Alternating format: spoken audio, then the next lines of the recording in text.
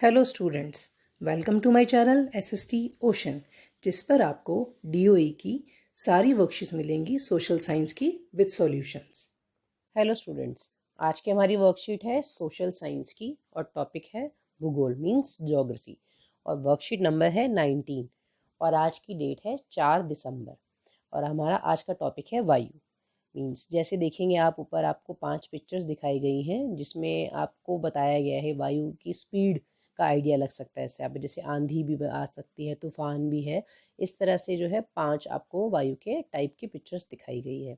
अब क्या आपने ऐसा कुछ देखा या महसूस किया है? यह सब पवन के कारण होता है, ये इन पिक्चर्स के बारे में लिखा है।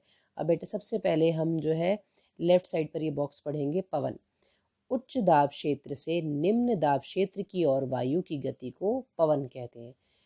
उच्च दाब क्षेत्र से मीन्स जहाँ पर जो है उच्च दाब होगा, उस क्षेत्र से जब वो निम्न नीचे दाब की तरफ क्षेत्र की ओर जाती है वायु की गति को, उसको हम पवन कहते हैं। पवन जो है मंद गति से व तेज गति से चलती है। अत्यधिक तेज पवनें हल्की चीज़ों को उड़ा ले जाती हैं। तूफान के रूप में मजबूत पेड़ों को भी उखाड़ फेंकती हैं। अब बेटा इसमें 3 जो हैं पवनों के प्रकार बताए गए हैं। पहला है स्थायी पवनें। ये जो हैं वर्ष भर लगातार निश्चित दिशा में चलती है, मतलब ये एक निश्चित डायरेक्शन में चलती हैं, ये जल्दी से अपने डायरेक्शन चेंज नहीं करती। उदाहरण के लिए इनको व्यापारिक पवनें, पछुआ पवनें या ध्रुवीय पवनें कहते हैं। मीन्स जो निश्चित दिशा में चलती हैं उन्हें व्यापारिक पवनें, पछुआ पवनें या ध्रुवीय पवनें कहते हैं। उसके बाद है बेटा नीचे स्थानीय पवनें। ये पवनें किसी छोटे क्षेत्र में वर्ष या दिन के किसी विशेष समय में चलती हैं, मतलब जो है किसी छोटे एरिया की बात हो रही है या किसी ईयर की या किसी एक स्पेसिफिक डे के बारे में भी बात हो सकती है कि किसी स्पेशल टाइम में चलते हैं। उदाहरण के लिए स्थल एवं समुद्री समीर। उत्तर भारत में गर्मी के मौसम में चलने वाली गर्म व सूखी पवन लू स्थानीय पवनें होती हैं। उसके बाद है बेटा मौसमी सामयिक पवनें। ये पवनें विभिन्न ऋतुओं में अपनी दिशा बदलती रहती है। उदाहरण के लिए भारत में मानसूनी पवनें।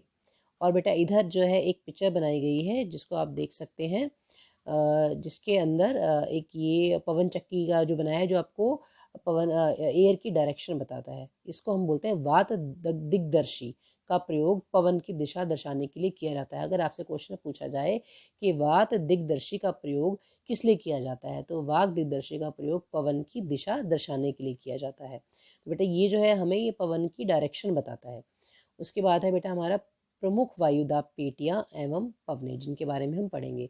वायुदाब में अंतर पवन प्रणाली की उत्पत्ति का प्रमुख कारण है। वायु हमेशा उच्च दाब वाले क्षेत्रों से निम्न दाब वाले क्षेत्रों में चलती है।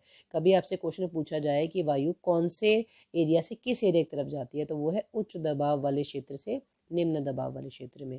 अब सबसे पहले हम बात करेंगे भूमध्य रेखा निम्न दाब डोलड्रम। और साथ साथ बेटे आपको ये अपना जो हमें एक डायग्राम दिया गया है इसमें भी आप साथ साथ पढ़ते जाएंगे। जैसे भूमध्य निम्न दाब डोलड्रम मीन्स हम ये ब्लू वाली लाइन की बात कर रहे हैं जो भूमध्य रेखा के पास है। यह भूमध्य रेखा के 5 डिग्री उत्तर और 5 डिग्री दक्षिण तक फैली हुई है। इस क्षेत्र में पूरे वर्ष तापमान अधिक रहता है। यहाँ पर तापमान कैसा रहता है? अधिक रहता है, इसीलिए वायुदाब हमेशा कम रहता है। मौसम परिवर्तन के साथ साथ इन पेटियों में भी उत्तर और दक्षिण क्रमशः खिसकाव होता है। अब उसके बाद है बेटा उपोष्ण उच्च दाब मीन्स हॉर्स अक्षांश। अब ये उच्च दाब की बात हो रही है। यह है उत्तरी गोलार्ध में 30 डिग्री उत्तरी अक्षांश और दक्षिणी गोलार्ध में 30 डिग्री दक्षिणी अक्षांश के आसपास स्थित है। अधिक तापमान रहते हुए भी यहाँ पर उच्च वायुदाब पाया जाता है। भूमध्य पट्टी पर रेखीय पट्टी पर उठने वाली वायु ध्रुवों की ओर बहने लगती है, लेकिन ये पवनें पृथ्वी के घूमने के कारण पूर्व की ओर विक्षेपित हो जाती हैं। ठंडा होने के कारण वायु उतरने लगती है। इस कारण इस तरह उच्च दाब क्षेत्र बन जाता है। मतलब बेटा जब ठंडी होगी तो वो नीचे की तरफ आएगी और जब गर्म होगी तो वो ऊपर की तरफ जाएगी।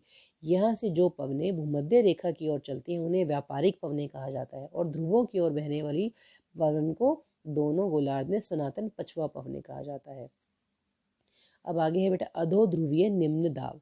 दोनों गोलार्धों में लगभग 60 डिग्री अक्षांश के पास उत्तर और दक्षिण से आने वाली पवन ध्रुवीय पवन और सनातन पछुआ पवन टकराकर ऊपर उठती है, जिससे भी यहाँ निम्न वायुदाब का क्षेत्र बन जाता है। यहाँ तापमान कम होने के बाद भी वायुदाब कम पाया जाता है। अब है आगे बेटा ध्रुवीय उच्च दाब। यह दोनों गोलार्ध में 80 डिग्री और 90 डिग्री अक्षांशों के बीच स्थित है। बहुत कम तापमान के कारण पूरे वर्ष ध्रुवों पर उच्च दाब बना रहता है। यहाँ से निम्न वायुदाब क्षेत्र की और ध्रुवीय पवनें चलती हैं। तो इस तरह से बेटा हमारी वर्कशीट हो गई है। इसके हमें 2 क्वेश्चंस दिए गए हैं। पहला एक क्वेश्चन है, दूसरा है उसका मैच करना, मिलान करना। तो इसके आंसर मैं आपको दिखा देती हूँ। पहला, पवन को परिभाषित करें। उच्च दाब क्षेत्र से निम्न दाब क्षेत्र की ओर की गति को पवन कहते हैं। पॉइंट 2, इसमें हमें मैचिंग करना था स्थायी पवनें, जिसे हम व्यापारिक पवनों से मैच करेंगे। जैसे आप देख सकते हैं स्थायी पवनें, ये है हमारी व्यापारिक पवनें। उसके बाद स्थानीय पवन, ये है लू। और तीसरा है मौसमी पवन, ये है मानसूनी पवन। तो इस तरह से बेटा ये मैचिंग हो गई। इसके अलावा मैंने आपके लिए 3-4 क्वेश्चन और एक्स्ट्रा लिखे हैं, वो भी एक बार आप देख लीजिए। स्थानीय पवनें किसे कहते हैं? ये वर्ष भर लगातार निश्चित दिशा में चलती रहती हैं।